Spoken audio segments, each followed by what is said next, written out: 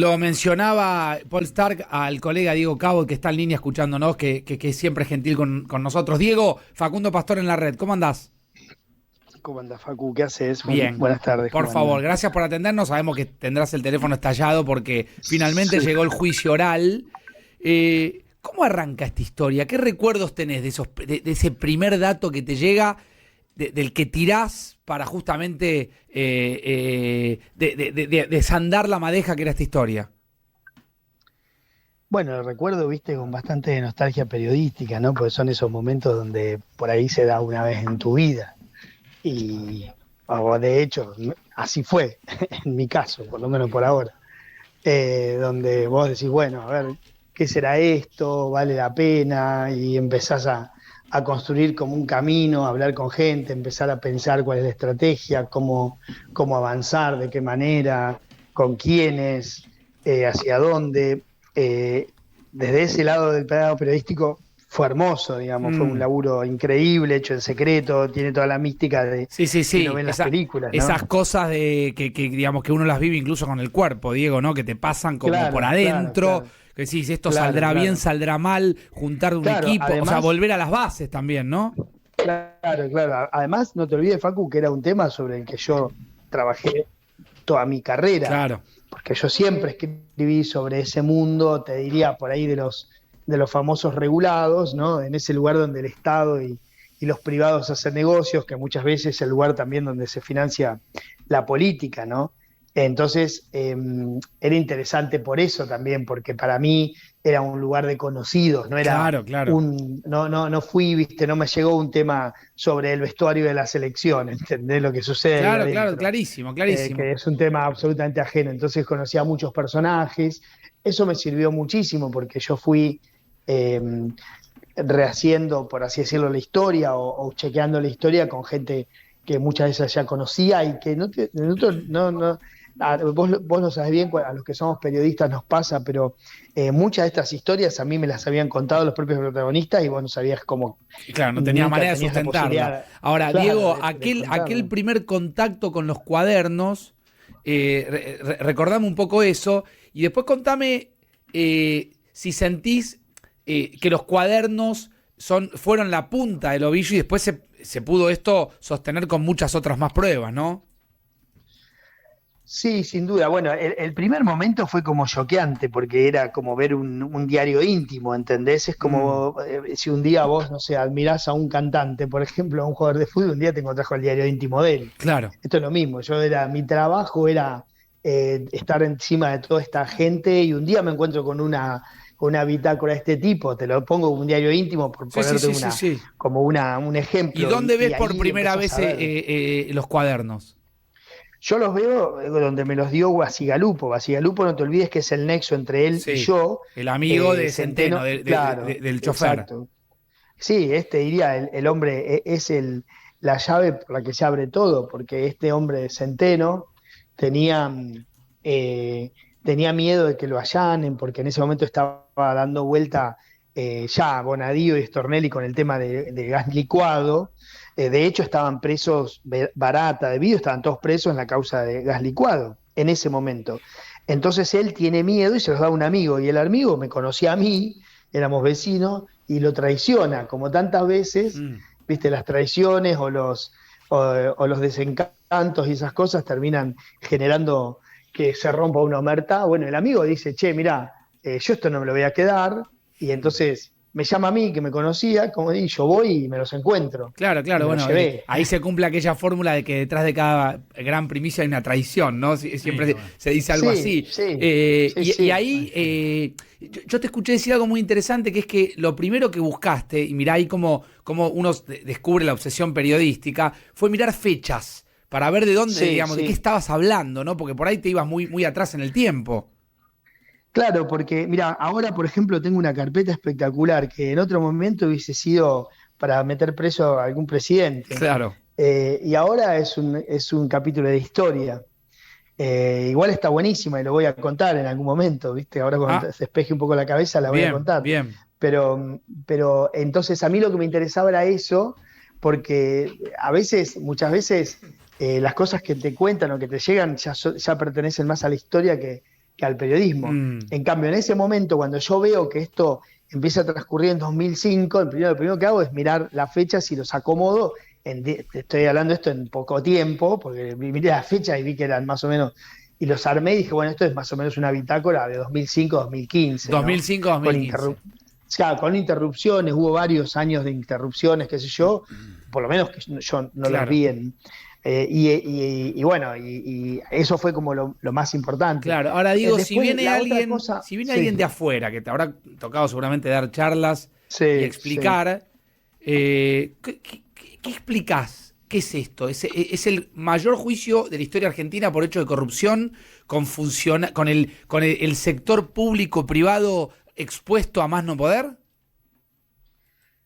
Sí, yo creo que sí, es eso, ¿no? Es la exposición de un sistema muy, muy afincado en la Argentina. Vos, Facu, una vez a mí me tocó ir a una charla de CEOs, de estas así reuniones empresarias multitudinarias que se hacen en el año, una vez allá por fines de 2018. Y entonces yo estaba ahí parado ante todos, incluso había algunos que estaban en la causa Cuaderno, y yo le digo, bueno, levante la mano, vamos a empezar, le digo, mi charla con un juego, le digo, nunca me voy a olvidar porque se quedaron todos mirándome con un poco de odio. Y yo le dije, vamos a empezar con un juego, le digo, levante la mano el que se enteró que en la obra pública argentina se pagaban coimas por el trabajo que yo hice. Y nadie levantó la mano, porque todos sabían, todos sabíamos, ¿entendés? Claro. Pero esto lo que viene, a mí hay algo que me sorprende, que todavía es el día de hoy, que me genera como mucho, te diría como hasta admiración por cómo se logró, que básicamente fue también casualidades muchas veces, que es el silencio y la ruptura del secreto. O sea, ahí en el mundo de la obra pública había como una omertad de décadas, ¿no? Que hicieron de la obra pública el lugar donde la política se financió en algún punto.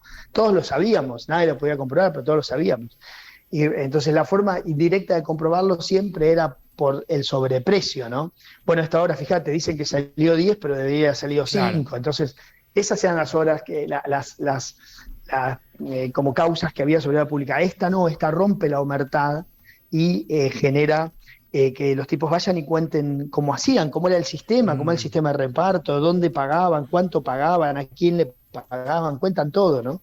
Y una cosa, vos me decías ¿qué es lo que contás? Bueno, hay como dos partes muy importantes, porque para la sociedad quizás hay una que es determinante, que es la cuestión jurídica, pero hay una parte que es el trabajo periodístico que hicimos en su momento, y que eso es como una cosa muy, muy nuestra o muy mía que va a quedar siempre, ¿no?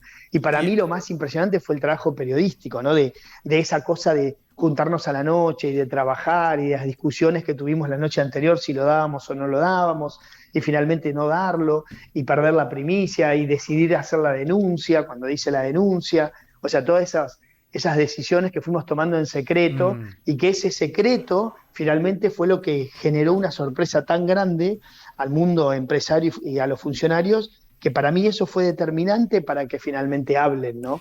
Diego, esto se nos vino sin verlo, ¿no? Claro. Diego, acá Robertino, buenas tardes. Luego de algunos años, Centeno, durante una indagatoria, creo, le preguntan por los cuadernos, porque inicialmente ustedes le entregan, entiendo que una copia a la justicia, él alega como que los quemó, pero luego, tiempo después, si yo no recuerdo, no leí mal, el equipo periodístico de La Nación le acercó 6 de los 8 cuadernos a la justicia, que entiendo que aún persisten en poder de la justicia. Me interesa reconstruir un poco esa historia, cómo fue, qué pasó, cuáles son actualmente los que tiene la justicia de los originales. Bueno, como todo indagado puede mentir, Centeno, ¿no? Claro. De hecho, Cristina se la pasa mintiendo. Claro. Entonces, en la indagatoria no te olvides que a diferencia de lo que sucede en otros regímenes jurídicos, por ejemplo, el de Estados Unidos, podés mentir. Y él mintió, dijo que los había quemado, andá a saber para proteger a quién. Y bueno, no los quemaron. Yo obviamente nunca le creí, porque yo tenía la certeza, y esa fue mi hipótesis de trabajo, que esos estaban resguardados y escritos primero y resguardados por él, a tal punto que los saca de su casa por temor a que se los allanen, ¿no? Claro. Y básicamente que la finalidad de eso era extorsiva, ¿no? Esa era mi idea. O sea, entonces, Centeno quería con los cuadernos apretar a alguien. Claro. yo suponía eso, era mi hipótesis de trabajo. Claro. Yo siempre voy por la peor hipótesis de trabajo para tomar más precauciones. Claro. ¿Y cuál es, digamos, qué se sabe hoy de la vida de este chofer, de este Centeno? Que recordemos, era un hombre que manejaba el auto de Barata. Barata era mano derecha de Devido, e iban viendo incluso escenas adentro de la Quinta de Olivos, etcétera, etcétera. ¿Qué es de la vida hoy de Centeno? Bueno, Centeno entró al régimen en realidad uno lo conoce como testigo protegido, Sí. En este caso no es testigo protegido, Sí, porque él es imputado colaborador, pero, ¿no? Claro, a ese régimen donde le cambian la identidad y andás a donde vive. Yo particularmente en ese punto, por consejos de muchos, nunca quise saber ni dónde vive ni nada, porque en el momento que sabés y le llega a pasar algo, sos sospechoso. Sí, claro, ¿no? tenés un problema, claro. Entonces, claro, tenés un problema grave. Así que más vale, él se comunicó en su momento, bueno, obviamente tiene comunicaciones con su abogado defensor, de hecho se encuentra en lugares muy raros con el abogado defensor. Alguna vez el abogado tuvo que ir, el abogado que tenía entonces, creo que cambió, porque él siempre tuvo defensor oficial, desde que decidió arrepentirse tiene defensor oficial, y él en un momento, por ejemplo, se tuvo que encontrar con su abogado y le llevaban al abogado a cualquier hora a una fábrica abandonada en conurbano y apareció Centeno con un escritorio, había un escritorio y 2 vasos de agua y una jarra, y apareció Centeno, ¿no? Así, tal cual lo que uno ve en las películas. Medio Vos película, cuando hablás claro. con alguien, sí, es que es así. Los abogados defensores, a mí me ha tocado el caso, por ejemplo, te pongo un ejemplo, el caso de Manzanares, Sí. ¿no? Que es un arrepentido. Si vos hablás con Roberto Herrera, que es su abogado, te lo va a contar muy claro.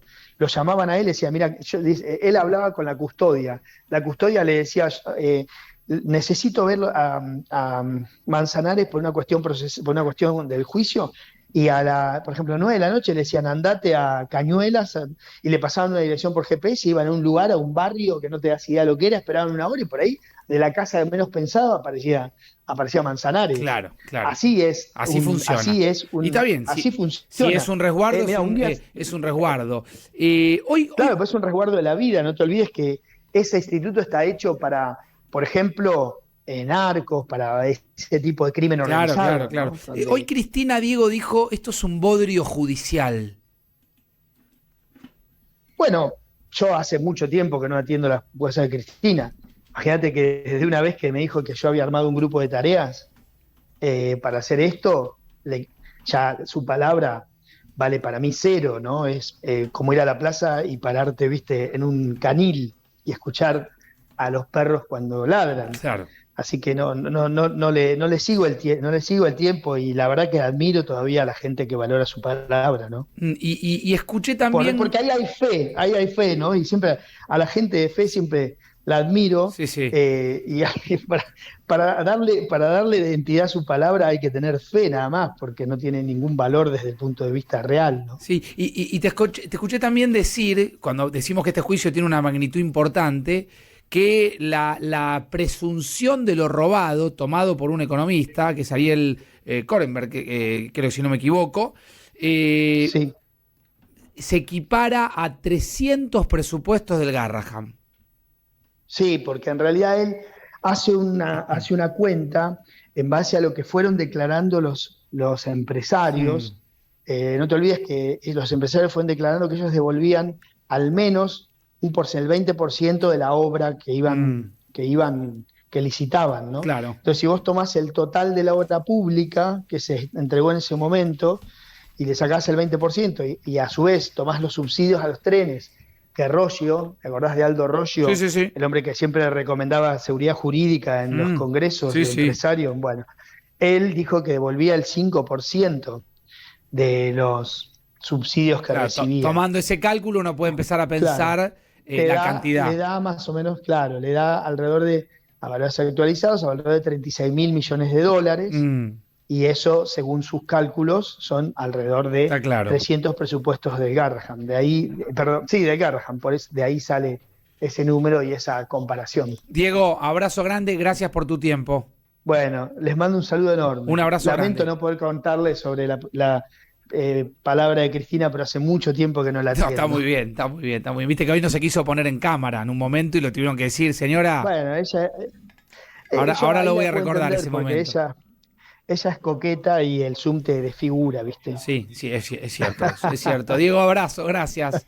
Saludos. Gracias. Diego Cabot, periodista, el colega de La Nación, que inició esto, que se conoce popularmente y se conocerá también en la historia argentina como la causa o el juicio de los cuadernos de la corrupción. 40 casos de soborno se le leyeron hoy, sobre 204 hechos. Se habló de un embargo, escuchen esto, de más de $1.000 millones.